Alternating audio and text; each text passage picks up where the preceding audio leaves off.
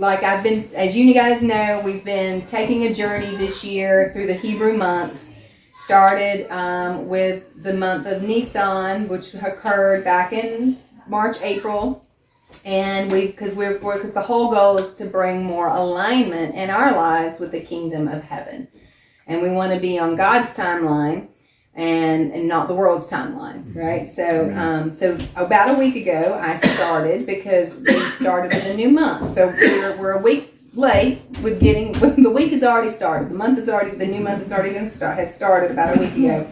But that's fine. So we're going to talk about that tonight. And then it just started evolving. It just started kind of growing. And then I had some really cool revelations. Some of you may know what I'm going to share tonight. And some of you may, and maybe it's something new for you too. But it was definitely something new for me. And I was excited. So, because Revelation 18:4 says, "Then I heard another voice calling from heaven, 'Come away from her, my people. Do not take part in her sins, or you will be punished with her.'" And that's the scripture's talking about Babylon. It's talking about and Babylon in the book of Revelation of Jesus Christ is not necessarily a city. I think it's a world system that's come into place, and that's what Babylon is. It's a way of thinking, it's a way of living, it's a way of viewing, and it's totally from the kingdom of darkness and not from the kingdom of God. And so in my own life, probably it's been the whole time, the last 16 years since I rededicated my life back to the Lord, there's been a slow process of coming out from the ways of the world and trying to come more into alignment with God, with His Word, and with Scripture. And every year that grows. Every year that changes a little bit. I drive Liv nuts because every year I'm like, well, we're not going to do this anymore. We're not. And she's like, but because we were all entrenched in a lot of traditions that aren't necessarily bad traditions, but they have roots to them that weren't based in biblical principles, okay? And it was because it came from another system. So I'm going to try to stay on top and read what I wrote, because I wrote really good notes and not just talk too much. So, the third great awakening has already started. All these people have been talking about in the last 10 years, there's going to be a third great awakening, and it's already happened. But I don't think it's happened in the way that a lot of people have been expecting it to happen. People are all over the earth are waking up out of a hypnotic trance that we've all been under. We were all asleep. And all of a sudden, we started waking up to things in our government, things that our leaders were doing, things in the church, things all around the world, the medical system, pharmaceutical system, the healthcare, the educational system, all of these different systems. We've begun to wake up and not woke. We're awakening to the truth, right? To what has been what I believe the kingdom of darkness has tried to hide from us for a really long time, and has gotten away with a lot of things. But now God is bringing everything into light, and we must never forget that there is a galactic war of kingdoms going on right now, and we're a part of that. But this is our appointed time on earth to carry the torch and our portion of the race. Because, every generation has had a part. And we happen to be alive during a time period that has not been like this, in the last 6,000 years, And it's our time to be declaring, "Our Father in heaven, hallowed be your name. Your kingdom come, your will be done on earth as it is in heaven." So how do we align ourselves with the kingdom of heaven? It starts with belief in Jesus Christ, right? We get born again. We choose to follow Jesus. Becoming a follower of Jesus means to pattern your life after Him, right? And we know that, right? But there's a lot of things that we do that we didn't realize are not really of Him. Our minds have to be renewed, and that's because, again, there's a programming war that's taking place over what we think, over what we believe. Darkness wants to have control over our minds.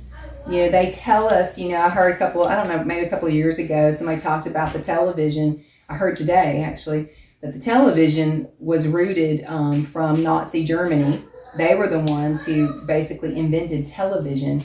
And if you break it down, it tells a vision.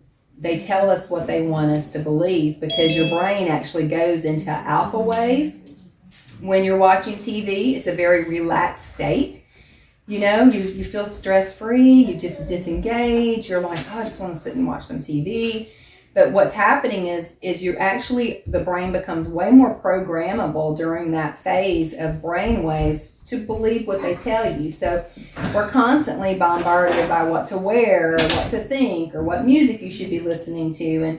And our young people have, it's really, I mean, it's all about getting the kids, all about getting our teenagers, trying to pull them in this direction of what you should look like, what you should dress like, what you should talk like. So we know about there's that war going on, but it's also very subtle sometimes too. Now, when we align ourselves with the kingdom of heaven, we have revelation, we have discoveries, and light coming into the darkness. And we have just entered into the month. It's called Kislev, Kislev. It started on the eve of Thanksgiving. The first full day was last Friday, November 25th. And Kislev is the month of trust and hope. So that's an awesome thing. So it's the month that if you have any trust issues, those are things this is a good time to deal with them. Take them to the Lord. If you've had hope deferred over something, you know, this is a good month to remind yourself of the goodness of God, because it is a month that to have hope renewed. Okay. It is also called the month of sleep and dreams. So pay attention to what you're dreaming this month. Yes. We are, the time changed. The days are getting shorter. There's a lot more darkness. We have shorter days, longer nights. And so hopefully we do a lot more sleeping. I don't know if we actually do, but my body wants to sleep a lot more. Yeah. So pay attention to the dreams that you have. I had one last night that I feel like was significant, but I cannot recall what it was, and I'm not good. I need to be better at having a journal. I don't want to turn the light on in the middle of the night and write something down. I don't want to disrupt. I have a night light in the bathroom. I can go in there. But you can go in the bathroom and do it. Not be so there. I know, because I'm like trying not to wake up that much, But it is a month to write those down if you have significant dreams. The book that I read that tells me about the month, it also said a good thing that you might want to do is write out 100 dreams you have. Which would be a very big challenge, to write out 100 different dreams that you have for your life or for your family or your children. But it's a good time to and it really made sense to do that, because as we always come into the new year, we come into the new year on the Gregorian calendar, and we're like, what do we do? It's like, it's a brand new year. We're going to make goals. We're going to and so it's a great time to come up, hey, Amber, to have dreams and that you maybe want for the next year or for the next 10 years for your life. Kislev is also the month when a Jewish roots celebration called Hanukkah occurs. So has everyone heard of Hanukkah before? Have you heard that term, Hanukkah? I always heard it, but I didn't know what in the world it was growing up, right? I had no idea what Hanukkah was. I remember, I don't know when it was, but a while back, my parents got a menorah, and they started lighting the menorah. That's a Hanukkah. It's a Hanukkah. This is a Hanukkah, not a menorah, because a menorah has 7. That's right. A menorah has 7 places for oil. It was in the temple. The menorah is in the temple, and they would light the oil, and it would, and we're going to tell the story of the origins of this celebration of this. It's called the Feast of Dedication now, Hanukkah, or the Feast of Dedication. I like Feast of Dedication because we have a lot of feasts. We celebrated the Feast of Trumpets back in September. I think it was September this year. We celebrated the Feast of Trumpets, and we had the Feast of Tabernacles. There's a lot of feasts that God commanded in Scripture.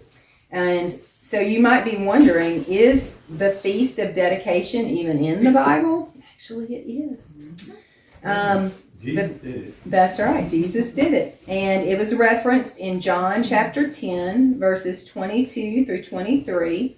This is the New Living Translation. It said, "It was now winter, and Jesus was in Jerusalem at the time of Hanukkah, or the festival of dedication, or the Feast of Dedication. And he was in the temple walking through the section known as Solomon's Colonnade, or Solomon's Porch, or Portico. It is an 8-day feast celebration. It begins this year on December 18th and runs through December 26th. So it's really cool. This year, it coincides with the traditional Christmas week and the week of winter solstice, right? So the winter solstice is on the 22nd, 21st, 22nd of December. So this week, and I call this the season, this is the season of light, right? Because it's so cool as we go through this, because I started doing this a couple of years ago, and we did it, but I didn't really know why. I knew, but I didn't really know, but now that's what I'm saying. I'm going to share with y'all my revelation this week, and this is taking on a whole new meaning for me for this year. So it begins, the Feast of Dedication always begins on the 25th day of Kislev and will run into the next month, which is it Tebet? I think it's Tebet is the next month. So it's the only feast that covers 2 months, that it starts in one and ends in another. And so here's the history behind this feast of how did it get started, what happened. So Jerusalem had been taken over by Syrians who were Hellenized. And Hellenized means they were like the Romans. The Greeks. They dressed like the Greeks. They worshiped the deities of the Greeks. They wore togas. They came into Jerusalem and took over, basically. And they paganized the temple. They took over the temple. They were sacrificing. They built their own altar to Zeus, who is who they worshipped, and they were sacrificing pigs in the Temple of Solomon, God's holy temple. They had taken it over. And it was so awful that they wanted to make even the Jewish people, it's against Jewish biblical customs to eat pork, right? It says it's forbidden. It's not, you're not supposed to eat pork in the Old Testament, one of the Levitical laws. And they would force, I heard it was so cool, God set me up to listen to a message this week that was all that. So I'm like, he's preaching my sermon. But he was talking about that I didn't know this, but they would kill their children and tell them, eat pork or we're going to kill your children. It was that's how cruel these people were that had taken over the city of Jerusalem. And so it was a very, terrible time. It started around 200 BC. The land was under the control of Antiochus III, and then his son Antiochus IV, he outlawed the Jewish religion and forced them to worship the Greek gods. Then there was 168 BC when they desecrated the city's second temple and erected that altar to Zeus and sacrificed the pigs on it. Then there was a rebellion that began to form, and it was led by a Jewish priest named Mattathias and his 5 sons. Now, Mattathias died in 166 BC, so this 60-something years before Jesus was born. And his son, Judah Maccabee, which means the hammer, took leadership. So I don't know if you've ever heard of the Maccabees. It's the story of the Maccabees. Okay. So they were done. They didn't want to tolerate this evil regime coming over, taking over their temple, taking over their town. So they were resisting, and they fought, and the Maccabees won. And Judah instructed the temple to be cleansed and then the altar to be rebuilt. And they said, we're going to light the menorah. So the miracle is, there was a Hanukkah miracle that took place. They went to go light the menorah, and you could only use a very certain type of anointed olive oil. It had to be holy olive oil. It had to be a certain purification process. And they only had enough oil for one night because you were to burn, the menorah was supposed to stay lit continuously. They only had enough oil for one night. But the miracle was that oil lasted for 8 nights.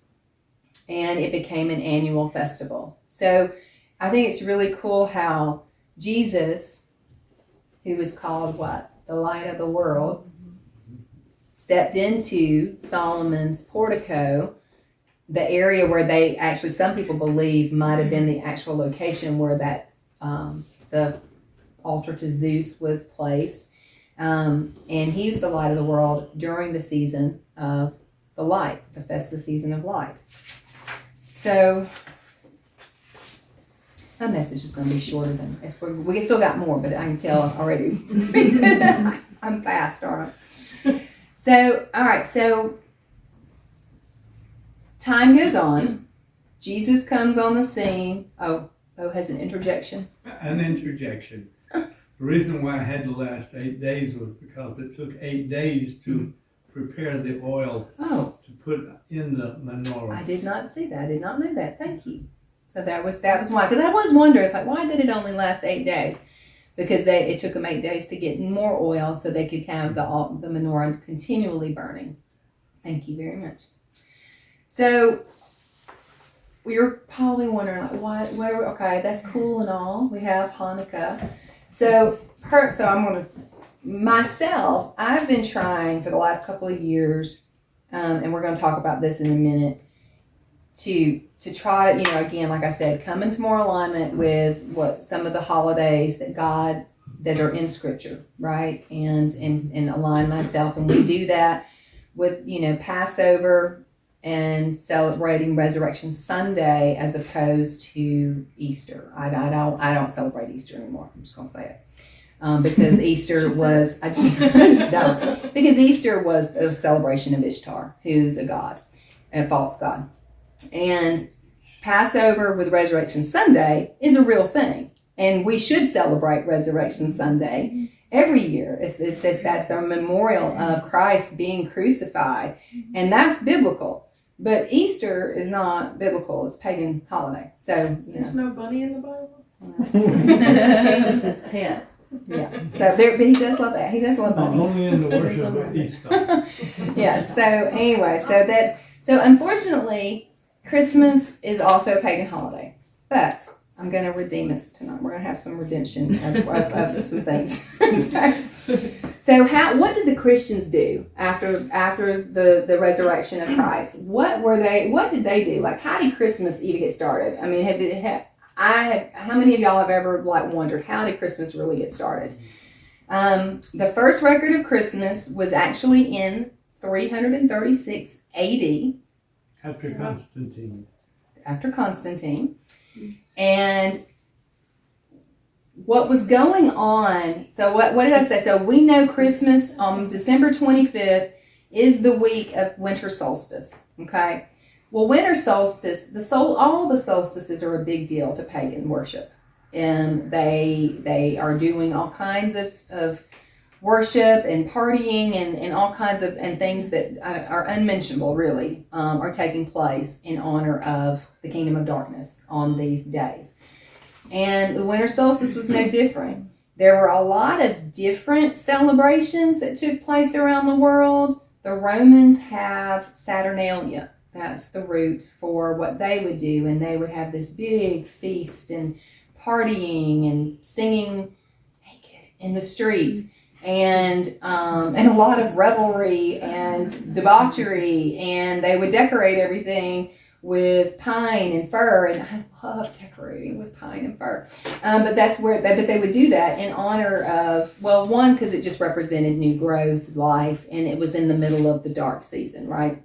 But it was not, that was happening. And then I think Germany had their celebration of the Yule, it's called, and they would have similar things. And so there's all kinds of pagan, we're not going to go into detail about all the pagan things, but just know that that's what was in place. All right, that's what's happening. So prior to births were not given much precedence in the Jewish culture. Death was celebrated, like the memorial of a death, but there wasn't a whole lot about births. Cultures, let's see, Hanukkah just so happened to also kind of occur around the times of Christmas, so the Jews had Hanukkah, Germans had the Yule, the Celtic legends connected with the god they had their own word, they had a festival they did, worshiping Balder, the sun god. So was it Constantine ruled? I think the Romans were trying to make the Jews, the Christians, the early Christians, participate in Saturnalia. Actually, they were participating in Saturnalia. They were joining in with the festivals because that's just the culture. They had been born into that culture, and they participated in it. Well, Constantine, it was Constantine, it was one of the bishops decided to just stamp Christ Mass. Well, we're not going to sell it because Zeus, they believe that the false gods were born on December 25th, Zeus, but that's like Zeus's birthday, Saturn's birthday, all of the Roman and Greek gods, the big ones, that's like what's considered the birthday of those. They did it to bring the tribes into Catholicism. So they wanted to bring everybody into Catholicism. So they would make, Christmas wasn't then. Right. Until they got out into the far reaches and found all these people that were worshiping something. And they said, oh, it's Christ Mass. You're supposed to be worshiping Him. Right.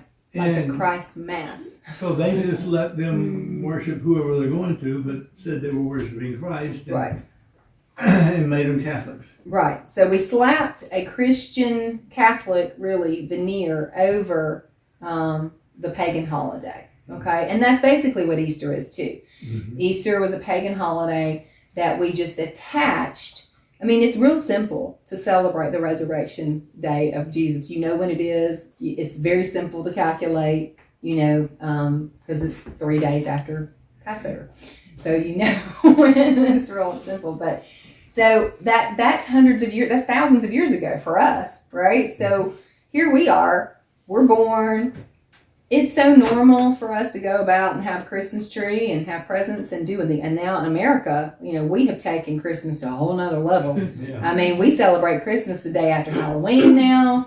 You got your Christmas decorations out, so all that's going on. And it's, I mean, and it's so easy. It's like I was thinking today, like there's something so appealing about, like we've been so programmed to love it. I mean, and I do like this, you get so excited about the Christmas songs and playing, and just every little piece of it.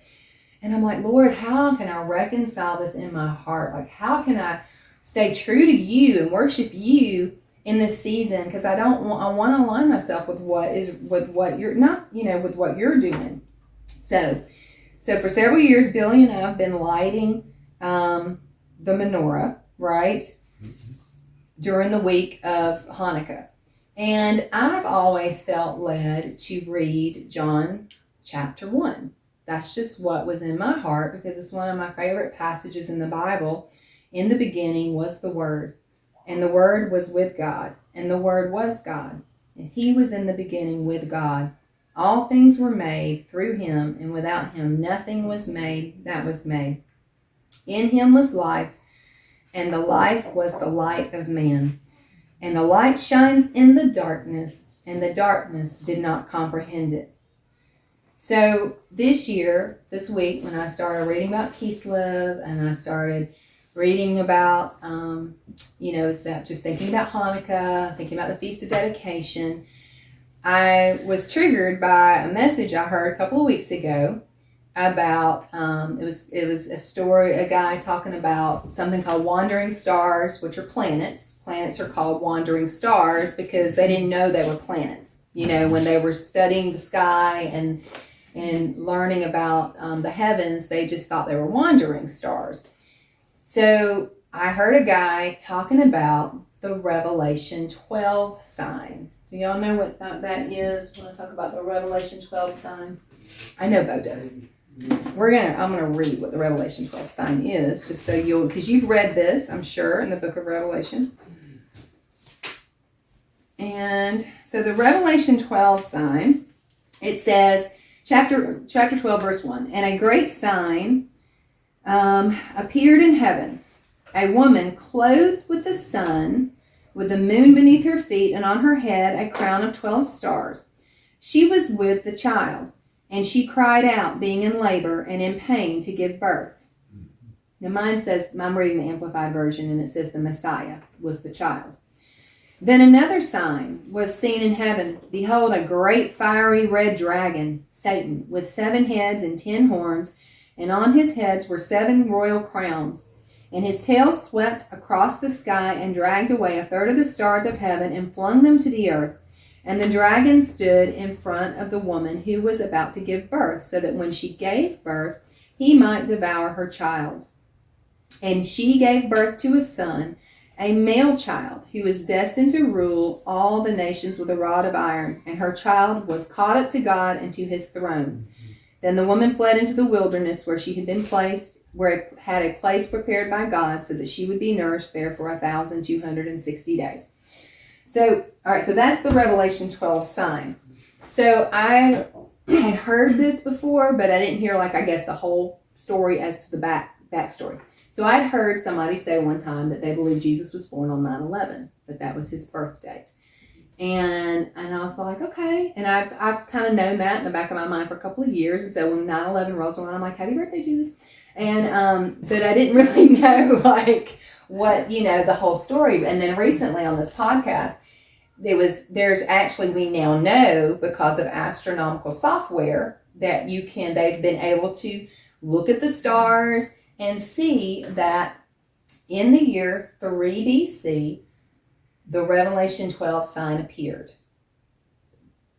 The woman clothed with the sun, the crown of stars around her head, the moon at her feet, and the planet Jupiter moved into her womb, and the star Regulus also moved, and they joined. It was called a conjunction, and that was a sign to the wise men who were astrologers from the east, which is believed they had been looking for Messiah because they had been from the line of Daniel. Like Daniel, when he was in Babylon, he had taught, and he was the wisest of all the astrologers there, the wise men, and so they knew, they were able to calculate the stars better than a computer could. They just knew what to be looking for. So they were watching. They knew it was coming.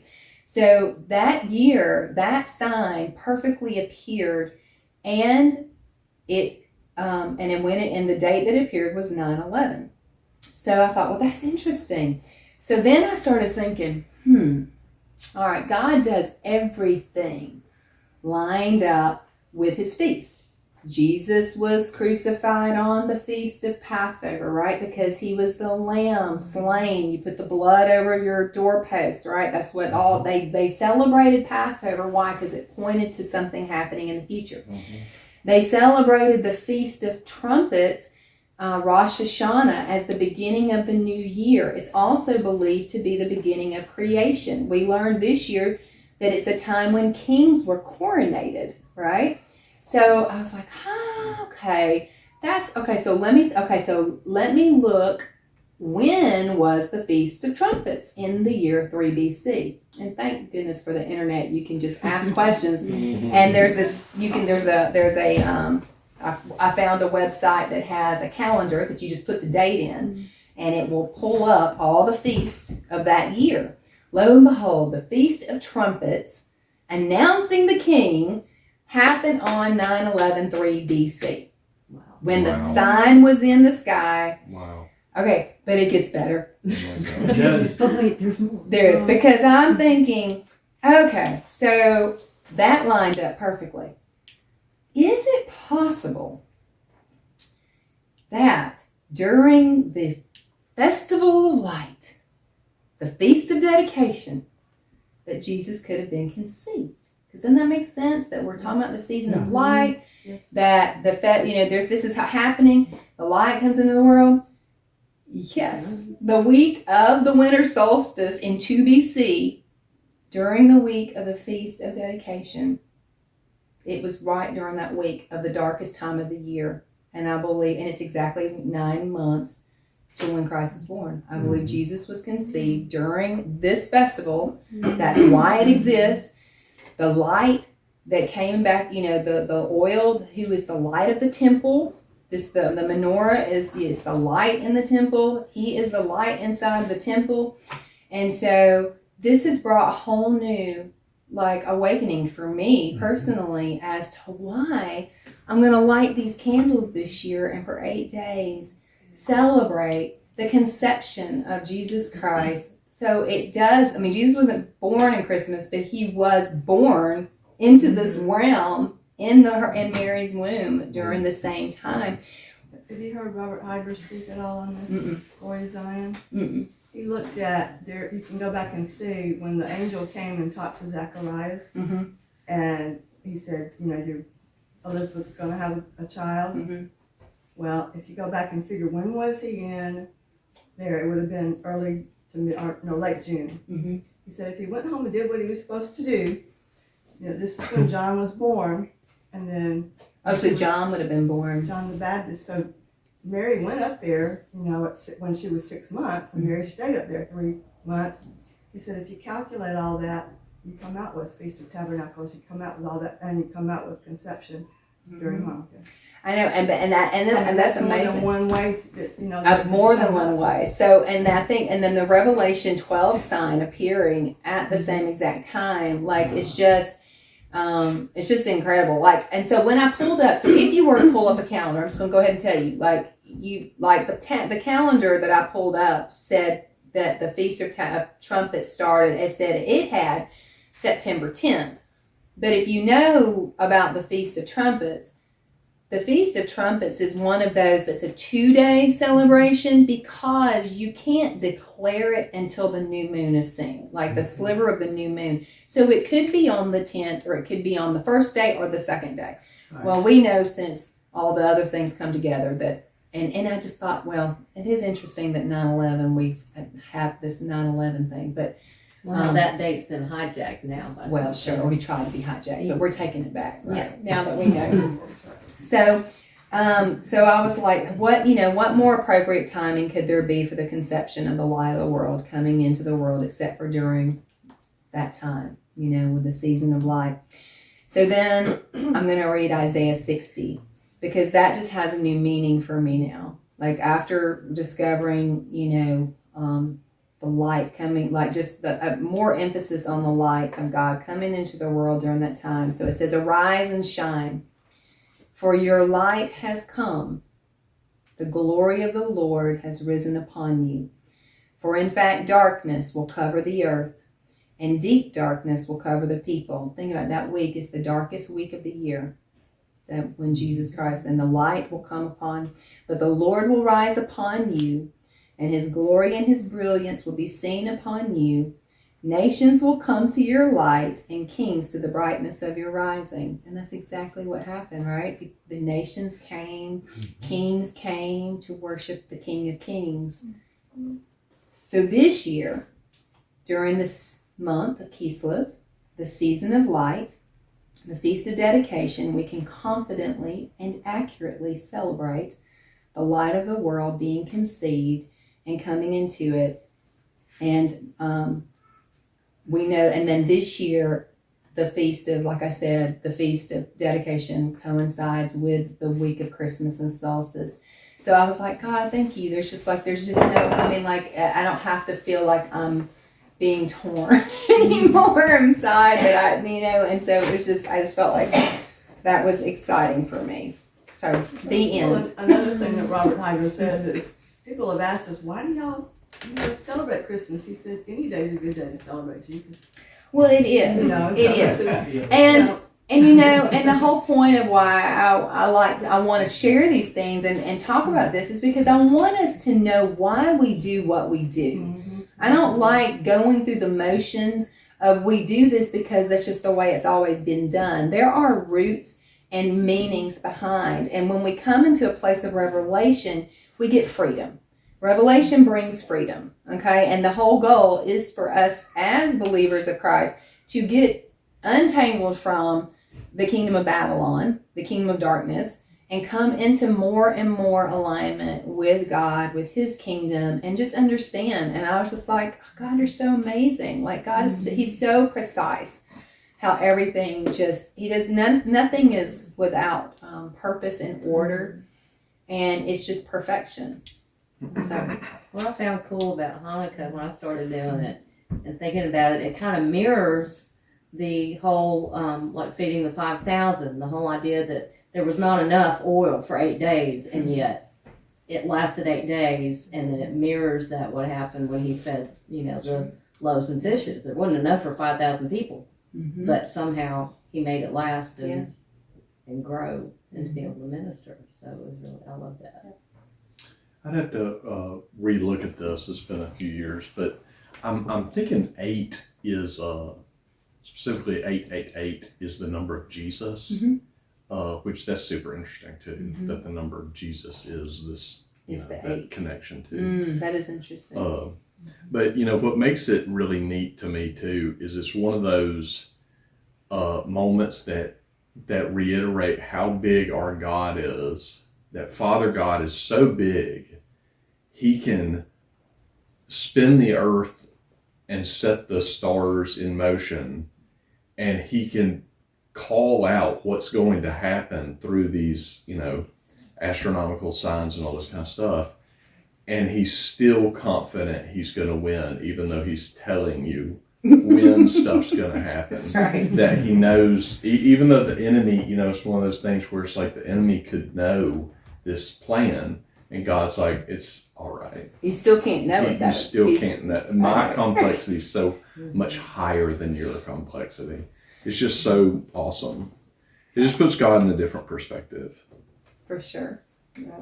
So another thing about the 2-day thing with the trumpets is it's been equated with when Jesus said, "I'm coming back, but you don't know when," and that's been equated as that's right. Part of it. And is that trumpet going to sound? It could be in any time frame that That's right. Anytime during those 2 days. And I think it's interesting that he came into the world on that day. Like, he was already in the world in Feast of Vacations, but like physically was born. And then I do believe he will return at the last trump, right? It says at the last trump sound, and that's the Feast of Trumpets.